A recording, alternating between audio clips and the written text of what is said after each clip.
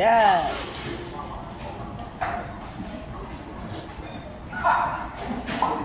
Whoop whoop.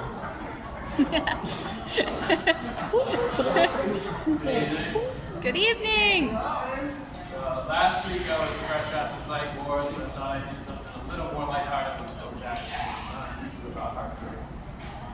So I thought you were my person. I thought you were my person. Until you let my mind dishevel.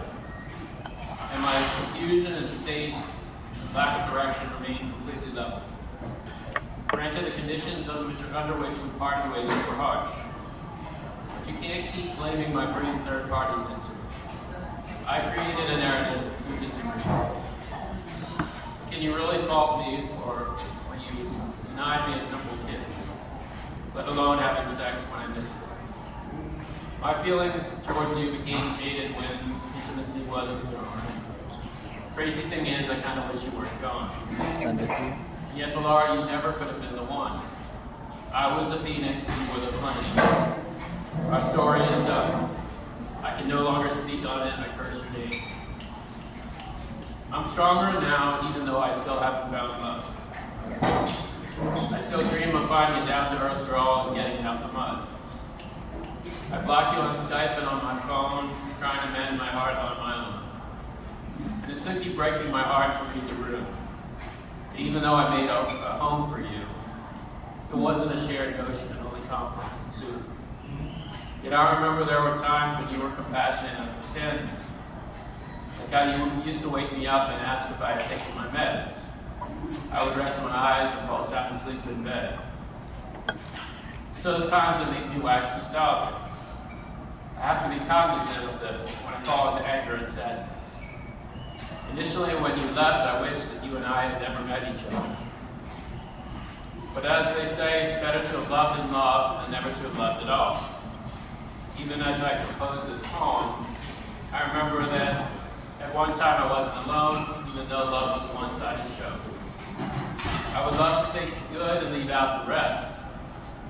Yet forgetting what causes us pain, these lessons taught through it are glossed over at best.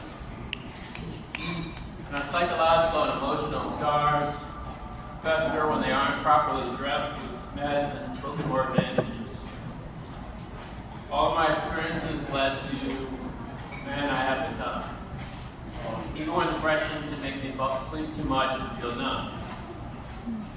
I failed to communicate my needs to you, and yet you would point out how I also failed to pick up on social cues, such as when to end the conversation and when to continue. There are moments when people seem to get angry with me, when I stare at them trying to muster a thought. They just don't get it, they're mentally ill. One of the biggest takeaways from our interactions is sometimes finding out what you want is done by finding out what you don't want. That's right. Yep. If time heals all wounds, why does a heartbreak still sting? I suppose I can't bring myself to be angry after everything.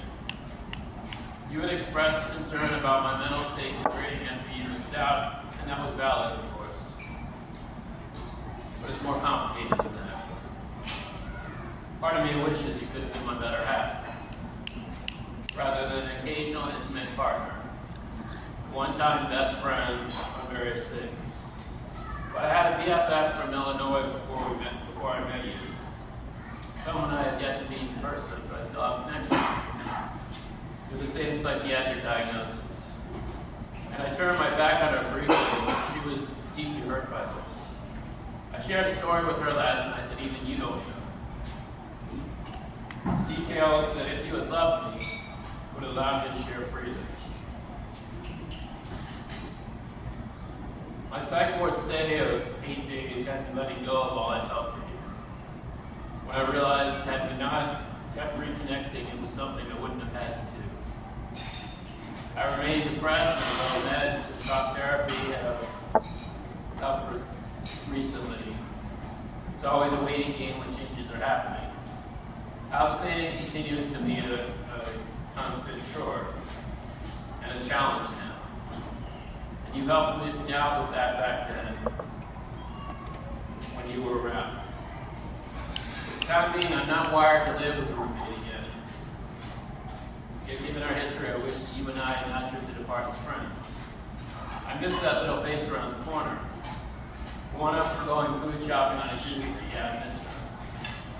I miss the times at the park, the stores we visited, the one who seemingly saw me for being gifted.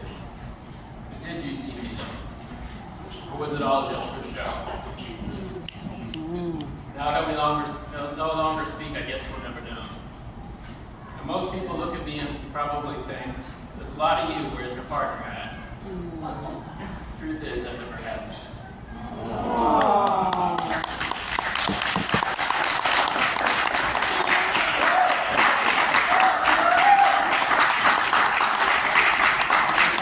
Instagram and product license to chill. What else? I have a website that I'm working on by the same name, and currently republishing my first book on Human Spark. Thanks.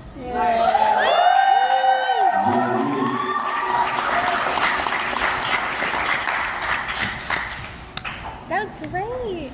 You're so good. Yeah, she ain't shit. Yeah. Make some more noise for Poetic License to Chill, y'all. Yes. I love it. Vulnerability is a beautiful thing, right?